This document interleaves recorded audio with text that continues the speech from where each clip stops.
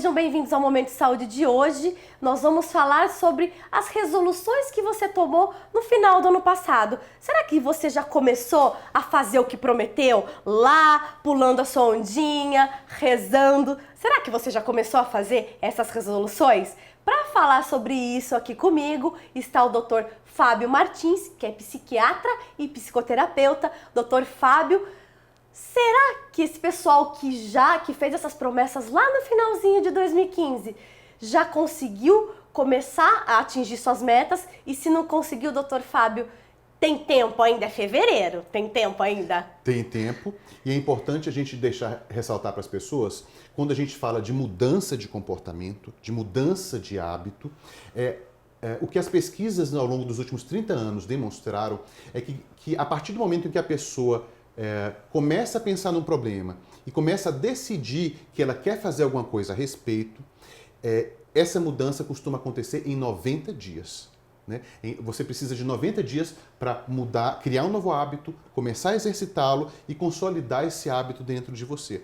Então, se você que está assistindo a gente pensa que gostaria de fazer alguma coisa nova em 2016, mas acha que isso não vai acontecer nos próximos 3 meses, talvez a nossa conversa aqui hoje não seja exatamente para você. Porque o que a gente vai falar aqui são para aquelas pessoas que já sabem que tem um problema. Sabem o que quer. Sabem o que querem. Sabem o que quer mudar, sabem o que quer resolver em 2016. Podem até achar que não sabem como vão fazer, mas já sabem que querem e sabem que isso é um problema e que os prejuízos que esse comportamento está causando na vida são grandes e que não querem mais isso para a vida delas. Doutor, e essas pessoas, como que elas conseguem saber se elas já estão nesse estágio que, poxa, preciso tomar partido, preciso começar ontem? Elas têm como saber? Tem alguma dica, alguma estratégia que a gente pode ter dentro da gente que a gente pode saber a respeito disso? Tem sim. Olha, tem 2 pesquisadores muito famosos, que são o Prochaska e o Di Clemente, que estudaram ao longo dos últimos 30 anos os estágios de mudança de comportamento.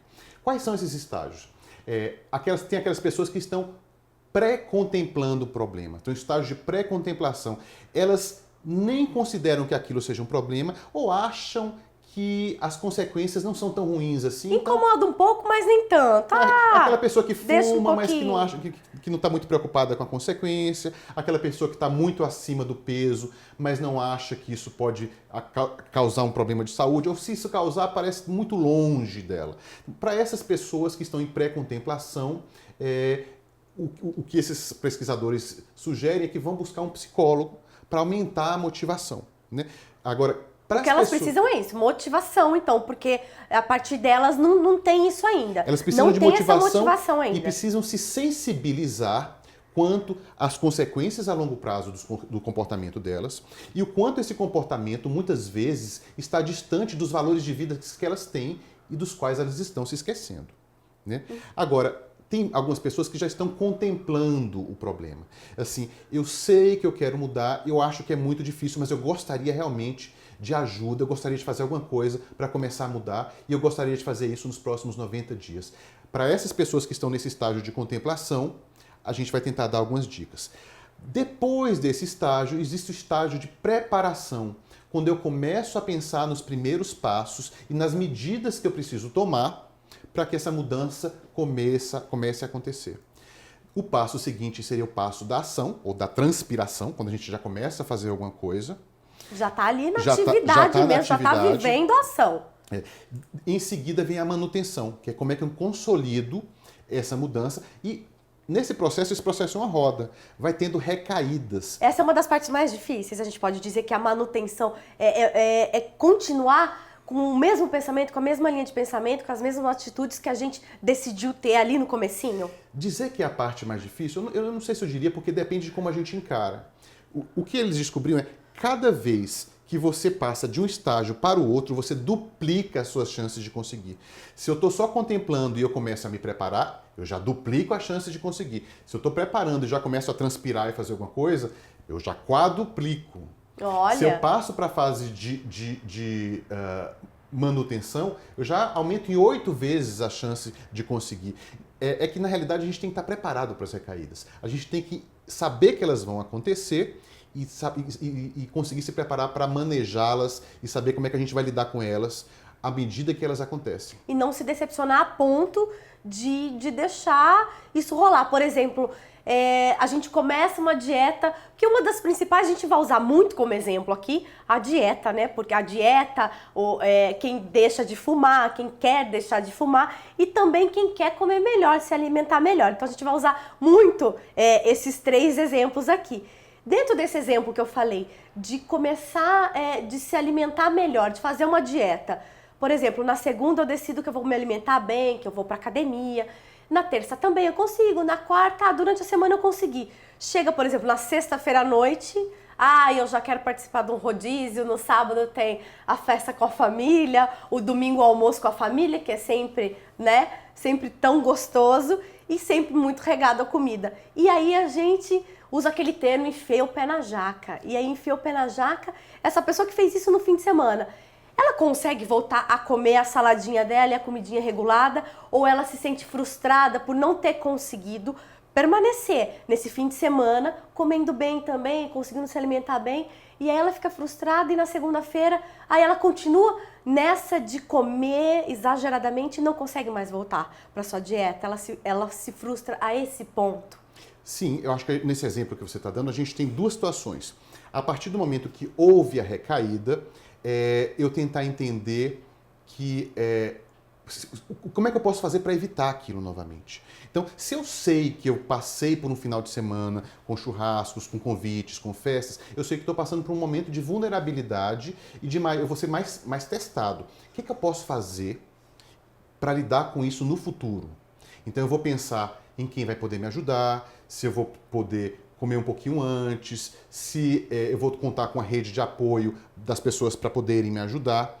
O que acontece muitas vezes é que as pessoas, uma vez tendo a recaída, elas não param para pensar no que foi que não deu certo. Elas atribuem o insucesso a elas mesmas, né? E começam a dizer, eu não consigo, é difícil demais, eu não tenho força de vontade para fazer isso. E não é uma questão exclusivamente de força de vontade, é uma questão de estratégia. Então, será que se planejar um pouquinho, se planejar. Então. Será que ao longo da semana eu restringi demais a minha dieta? Será que eu não comecei o ideal é começar com metas pequenas e ir aumentando aos poucos. Será que esse degrau da escadinha, será que eu comecei com um degrau muito alto e quando chegou no final de semana eu estava tão cansado que eu não aguentava mais levar aquela dieta? Será que eu abusei da minha força de vontade, ou seja, eu fui muito rígido comigo mesmo e a gente não tem tanta força de vontade assim, né? Se eu exigir muito de mim, vai chegar um determinado momento que eu vou sucumbir. Né? E há uma outra questão, ou seja, eu revejo a minha estratégia, eu revejo quais foram os gatilhos que propiciaram a recaída e eu tento agora me proteger contra esses gatilhos no futuro. Agora, em relação à recaída, Juliana, é muito importante a gente saber que elas fazem parte. Por exemplo, quem aqui nunca começou a andar de bicicleta ou de skate? Né? E se você anda de bicicleta ou de skate, você sabe que você vai cair, você vai levar um tombo. Né? E aí você sabe que o tombo faz parte, mas qual é o cuidado que eu vou tomar da próxima vez? Né? Será que eu vou com menos sede ao pote? Será que eu vou, ao invés de querer andar de skate na ladeira, eu vou voltar para um terreno plano, mais seguro?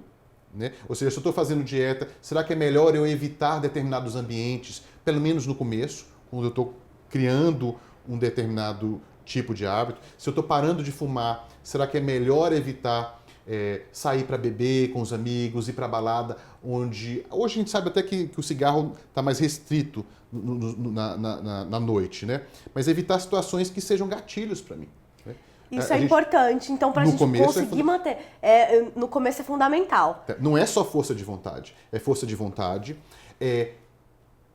Você tem que declarar para os seus amigos que você quer mudar e você tem que fazer uma rede de apoio, uma rede de ajuda com as pessoas certas. Isso, depois a gente vai falar mais sobre isso. Doutor, segura um pouquinho só, a gente já fala mais sobre isso no segundo bloco. Fique por aí que o doutor Fábio aqui vai dar mais dicas para a gente poder alcançar as nossas metas em 2016. Fique por aí.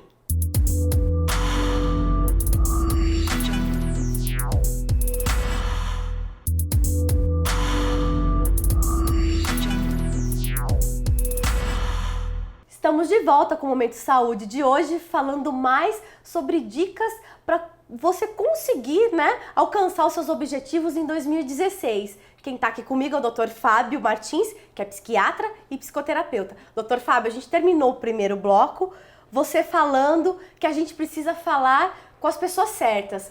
Isso são dicas que a gente sempre tem dos nossos pais, por exemplo, e avós. A gente sempre precisa saber com quem a gente fala sobre determinadas coisas. Então, para as resoluções também a gente tem que levar isso? Com certeza, Juliana. Primeiro, a gente já sabe que declarar publicamente a sua intenção de mudança aumenta a sua chance de conseguir. Agora, isso também significa que você precisa fazer uma rede de apoio, uma rede de pessoas que vão te apoiar a conseguir a sua meta. E isso também pode significar que talvez você precise evitar não só determinados ambientes ou determinadas pessoas durante um tempo. Né? Então, se eu sou um fumante, eu estou tentando deixar o hábito do tabagismo, eu vou precisar muitas vezes me afastar daqueles amigos que são fumantes inveterados, né? Até que esse hábito, o hábito saudável, né? Até que deixar o tabagismo seja algo consolidado dentro de mim. Então, uma rede de apoio pode significar aqueles amigos que vão te ajudar a levar a sua meta adiante e aqueles que também não vão te sabotar ou não vão te boicotar. Então, esse trabalho de reflexão aí é importante. Porque, muitas vezes, eles não têm essa intenção, mas o ambiente, ele realmente tem uma influência sobre a gente muito grande. Então, se eu me colocar num ambiente que tenha muitos gatilhos para mim e eu ainda não estou preparado para lidar com isso, as minhas chances de ter recaída são maiores e isso vai acabando minando a nossa motivação. E existem pesquisas que cerca de 80% da população que fazem as resoluções de final de ano, né, que querem atingir metas, não conseguem atingir, né? Esse é um dos casos. Então, esse é um dos motivos. Seria isso, que 80% dessas pessoas não conseguem atingir. Só 20% consegue manter aí uma média.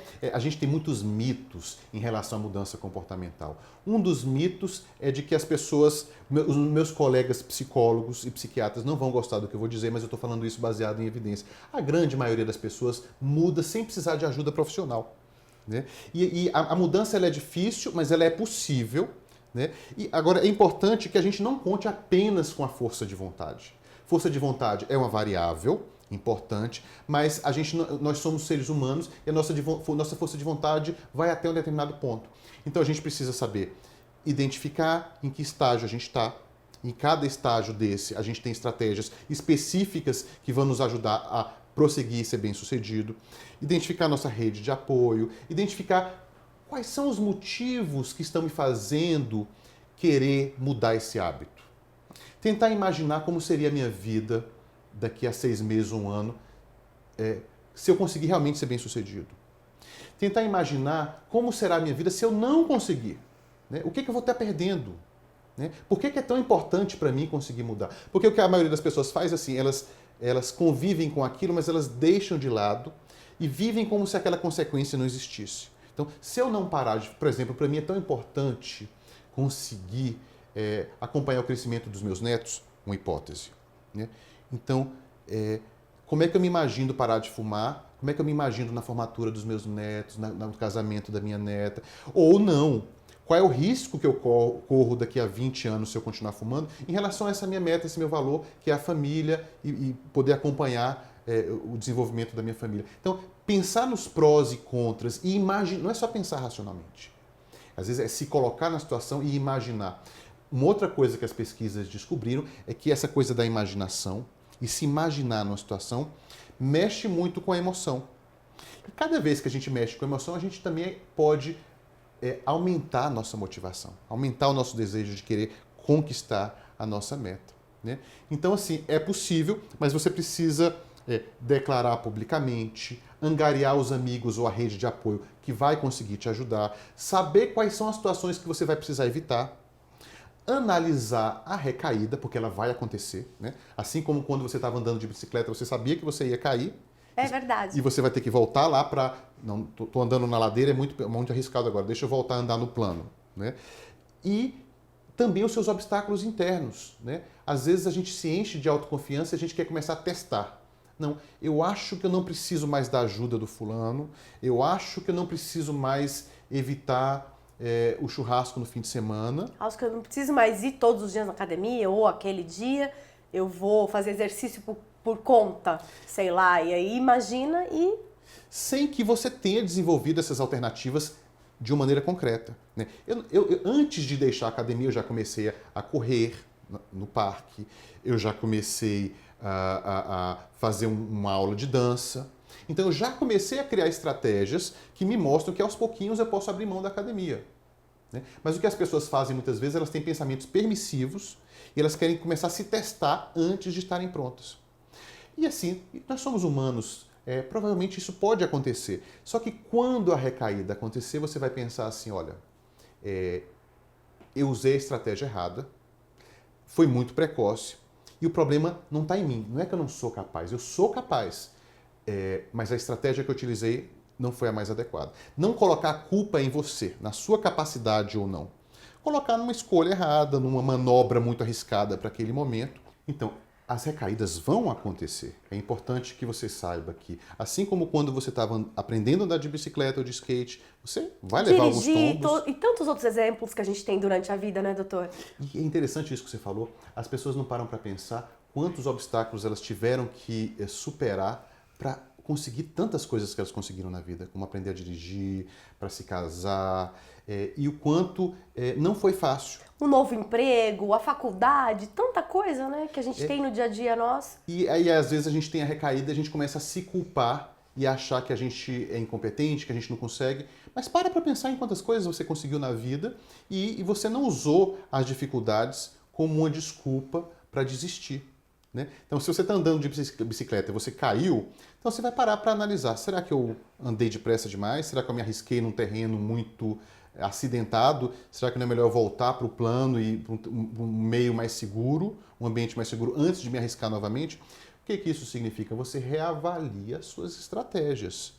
Mas você não para pensar assim, nossa, eu não consigo, é impossível. Nunca mais mim. vou fazer, né? E se entristece com tudo isso, né? Você sempre tenta. Isso.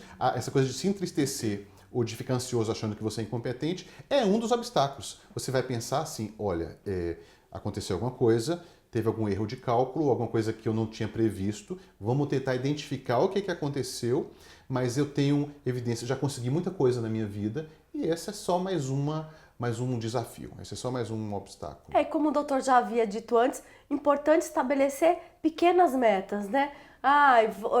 Vou começar a ir para academia, por exemplo, 2 vezes por semana. E bom também especificar isso. Eu vou 2 vezes por semana. E não falar, em 2016 eu pretendo ir para academia e fazer exercício. O legal é falar, poxa, então segunda e quinta-feira, ou segunda e quarta, eu vou pra academia e vou fazer esse exercício que eu acho legal. Também fazer uma coisa que goste, né? Porque é sempre bom a gente fazer uma coisa que gosta, porque se a gente não faz uma coisa que a gente gosta, fatalmente a gente acaba também desistindo e saindo. Você falou 2 coisas fantásticas que são fundamentais. Começar com metas pequenas e com metas específicas. Pequenas porque, por menor que seja o degrau, é mais fácil você conseguir e quando você consegue, você vai dizer para você mesmo conseguir, você vai se encher de autoestima. Se você colocar uma meta muito grande, você vai se desgastar depois de um tempo, você pode não conseguir e sua autoestima vai lá para baixo. E não adianta você dizer para você só que você vai para academia. Qual academia, quando, de que forma. Você tem que ficar muito específico qual é a sua meta. O que você vai fazer na academia? Quanto tempo você vai começar a gastar na academia? Né? Como o doutor falou em off aqui, enquanto a gente conversava, vamos decidir, meia hora é o suficiente para academia? Depois você aumenta um pouquinho sua meta, meia hora eu vou me sentir legal de ter ido, de ter cumprido essa meta, porque como o doutor havia dito, lá vocês não participaram dessa conversa, a gente estava conversando aqui no intervalo, do que 1h30. Eu que nunca fiz academia, por exemplo. Pessoal, estou afastado há muito tempo da academia. Agora eu quero chegar e fazer tudo que tem no mesmo dia. É o famoso pensamento tudo ou nada, né? Que é ir com muita sede ao pote. É melhor você definir o que é ser bem-sucedido. Porque se você disser que o seu sucesso vai ser medido por pelo menos meia hora de caminhada na esteira na academia, o que é razoável para alguém que está começando, qualquer coisa que vier além disso vai ser lucro. Mas se você só conseguir fazer isso, você não vai poder dizer para você mesmo que você não conseguiu. Então, aí a chance de ter uma recaída e de sair frustrado são mínimas. Você vai minimizando isso com o tempo. Isso né? com o Você tempo. vai entendendo o que funciona para você ou não, e você vai entendendo quais são as armadilhas no meio do caminho, né? Doutor, e a gente usa para ativar essas mudanças, chama-se psicologia comportamental, é isso? Que a gente tem, é uma coisa... Como que funciona? A gente precisa de ajuda para ativar essa psicologia comportamental? Como que funciona isso dentro da gente? É legal esse Pra gente termo. explicar meio...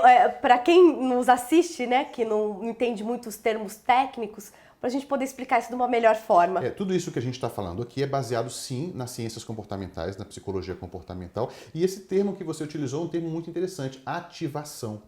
Muitas vezes as pessoas pensam, eu vou esperar ter desejo e motivação para começar a fazer. E o que a ciência descobriu é que se você começa com pequenas atitudes, com pequenas ações, essas ações vão ativando, vão te dando prazer e vão te trazer motivação. Então, o ideal é você testar assim.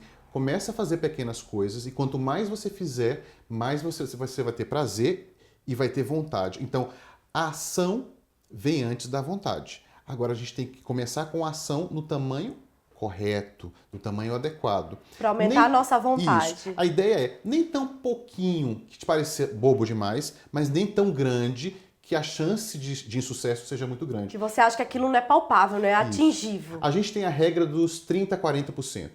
Você define o que é o 100% de dificuldade para você, que você estaria começando, tipo assim, começar fazendo 3 horas de academia por dia, seria o 100% de dificuldade para você. Começa entre os 30 e 40, porque não é tão fácil, porque você não vai dizer que foi bobo, mas já vai ser o suficiente para te ativar, e a gente chama isso de ativação comportamental, te dá mais energia, mais vontade, e um ciclo, não um ciclo vicioso, um ciclo virtuoso, que a gente chama, né? Bom, espero que vocês tenham anotado que essa foi uma dica que o doutor deu agora no final do segundo bloco. A gente vai para um intervalinho rápido e já já voltamos. Fique por aí!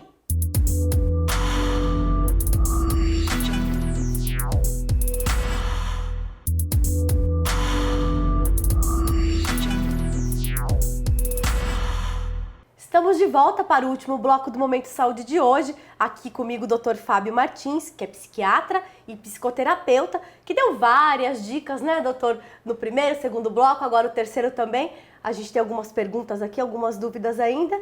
E a primeira delas, que eu queria perguntar para o doutor, é a seguinte. Geralmente as pessoas que não conseguem atingir a meta, essas pessoas já fizeram a mesma promessa, né, durante os anos anteriores? O ano que vem eu vou fazer isso e não consegui. O ano que vem é a mesma promessa e também não consegue. Isso frustra mais?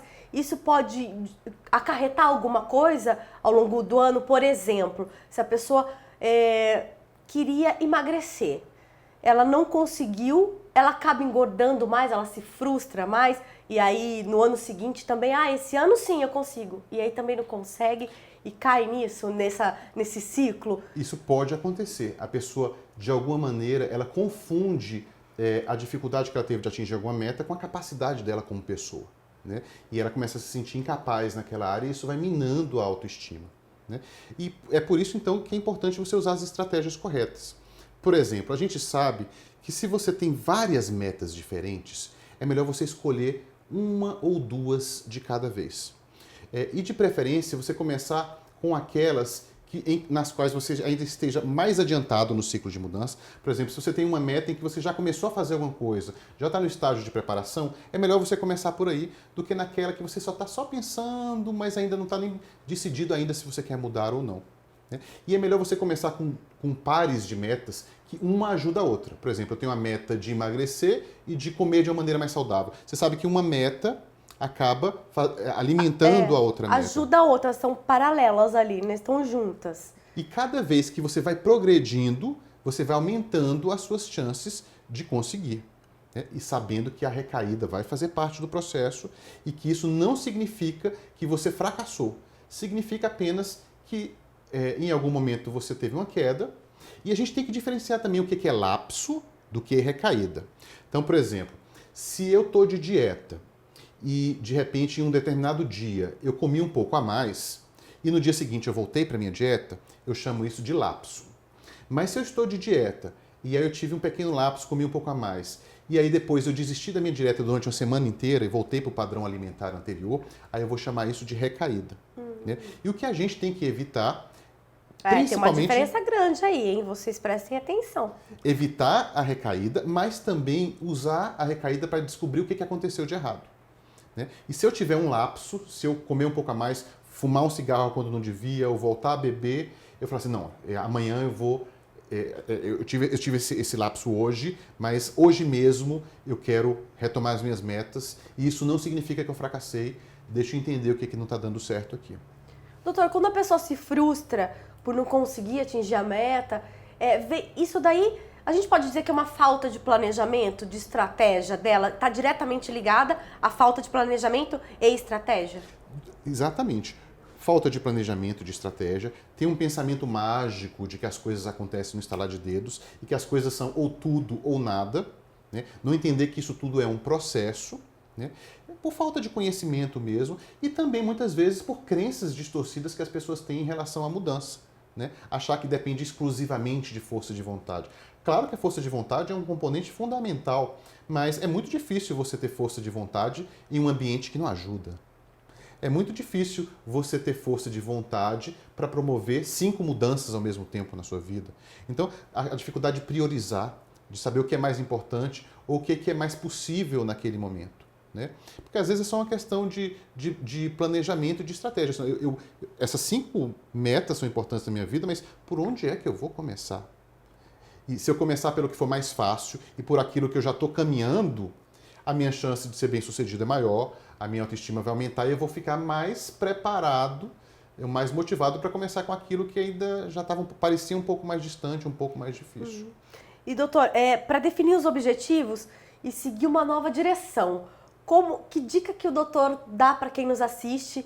Como que a gente pode fazer isso na prática? Definir esses objetivos para a gente poder alcançar uma dessas metas ou as metas que a gente se propôs a fazer lá no final do ano?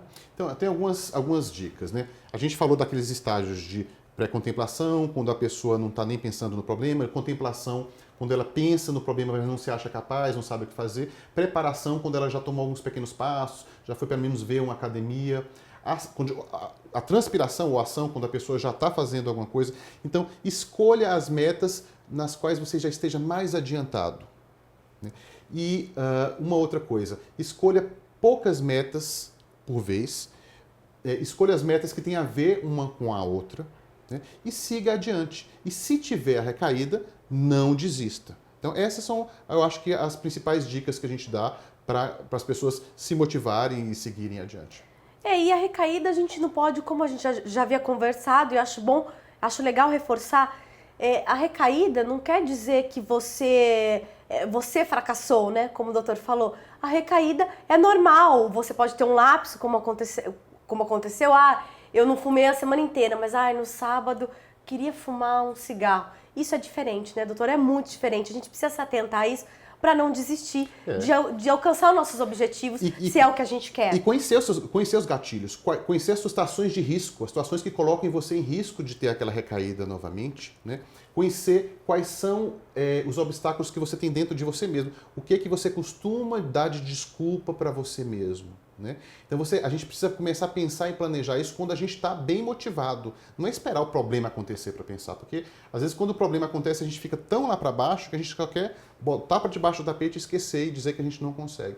Então planejar tudo isso no dia em que você vai começar a sua dieta ou a sua atividade física, decidir o dia, marcar esse dia e tornar esse dia um dia especial, né? Então, você pode escolher uma data especial, a data do seu aniversário de casamento, para parar de fumar. Isso é uma muito data interessante, próxima, né? Você pode, por exemplo, escolher o aniversário do seu filho, algo que esteja próximo, dentro desses próximos 90 dias, tornar essa data especial, declarar isso para sua família, escolher quem vai ser a sua rede de apoio, quem são as pessoas na minha família, meus amigos, que vão me ajudar e quem são as pessoas que às vezes vão ter dificuldade e vão me boicotar. Quais são as situações que eu devo evitar e começar a conversar e colocar no papel, né? Como é que eu vou lidar com as situações difíceis, né? E muitas vezes, num primeiro momento, a gente sabe que é muito útil a gente evitar situações gatilho, né? Evitar situações que vão colocar a gente numa enrascada. né? A gente aprendeu muito com o tratamento da dependência química e a gente sabe que isso serve para tudo. Serve para tudo, Né? é verdade. Então, no começo, o ambiente vai fazer muita diferença. Não conte só com a força de vontade, mude de ambiente. Procure pessoas que já tenham os hábitos que você está querendo cultivar. Deixe-se influenciar por essas pessoas. Né? Isso eu acho que é uma dica muito importante. Então, por exemplo, se você tem aqueles amigos que gostam de fazer atividade física e você tem aquele grupo de amigos que só quer ficar bebendo, saindo para beber, ou ficar deitado o dia todo, comendo churrasco, quem é que você vai priorizar nesse momento? Né? Quem são aquelas pessoas que realmente vão fazer parte de uma rede de apoio para você e de uma rede de incentivo? Então, a gente precisa... A gente não tá falando para você perder as amizades antigas e nada disso, né, doutor? É só saber qual é o peso que você vai dar para as coisas nesse momento. Exatamente. Então, por exemplo, se eu tenho um amigo que fuma muito e eu estou querendo parar de fumar, eu posso tentar contar com a compreensão dele. Olha, eu estou tentando parar de fumar, então nesse momento eu acho que vai ser difícil a gente ter aquela conversa agradável com essa tentação do cigarro para mim. Então a gente vai dar um tempinho. Prezo muito sua amizade, gosto muito de você e conto com a sua compreensão. Agora, a gente também tem que saber que a gente não vai... Tem gente que não vai compreender. Com certeza. Tem gente que vai querer sabotar a nossa meta. Então, é muito importante escolher a nossa rede de apoio e saber se preservar também. Né? Não vai ser para todo mundo que você vai conseguir falar isso. Então, são essas as dicas, né? Escolher o ambiente, escolher as pessoas, declarar publicamente, ao contrário do que muitas pessoas dizem por aí. Uma vez tendo decidido declarar que você vai mudar, vai aumentar suas chances de conseguir, mas não é isso isoladamente, tomando todas essas outras precauções também. Porque as pessoas acabam até te cobrando, né? Fala, poxa, e aí? Não desistiu? Não vai atingir sua meta? Como que é? As pessoas que querem mesmo essa rede que vai te ajudar, elas acabam te cobrando de uma maneira saudável, né? Exatamente. Não é uma maneira querendo, como que eu posso dizer? Não querendo te punir, falar, nossa, poxa, e aí? Não, mas de uma maneira saudável, né? Ela vai conseguir te incentivar, te cutucando. E vão te recompensar também. Lembrei agora de uma outra dica, né? Se dê pequenas recompensas saudáveis, cada vez que você cumprir a sua meta. Né? Então, assim, você pode receber recompensas da sua rede de apoio, a sua rede de apoio vai tentar vibrar com você, né? Ser aquele líder de torcida que vai te colocar para adiante, mas você pode pensar também assim que eu consegui cumprir a minha meta hoje, então eu vou fazer aquele passeio especial que eu estava esperando. Isso é bem legal.